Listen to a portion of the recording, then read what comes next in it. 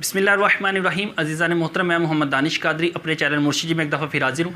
जैसा कि आपको पता है कि अल्हम्दुलिल्लाह अज़्ज़ा वजल हमारे चैनल में ख्वाबों की तबीरें भी बयान की जाती हैं। आज इंशाअल्लाह तबारक व तआला अल्लाह के फजल व करम से हम सुनेंगे कि अगर कोई शख्स ख्वाब में सांप को देखता है तो उसकी क्या तबीर होगी। हम ख्वाब देखते हैं तो उसके बाद हम परेशान हो जाते हैं, हैरान हो जाते हैं, यार मैंने ख्वाब में ये चीज़ देखी, फ़लाँ चीज़ देखी, पता नहीं क्या होने वाला है। तो अगर कोई शख्स ख्वाब में सांप को देखता है तो उसकी तबीर क्या होगी, सुनते हैं। ये मेरी वीडियो पूरी देखिएगा और इसको अपने दोस्तों, भाइयों और अपने रिश्तेदारों के साथ भी इसको शेयर करिएगा। तो अगर कोई शख्स सांप देखता है ख्वाब में, तो जिस तरह सांप एक ख़तरनाक जानवर है, इसी तरह इसकी तबीर भी ठीक नहीं है।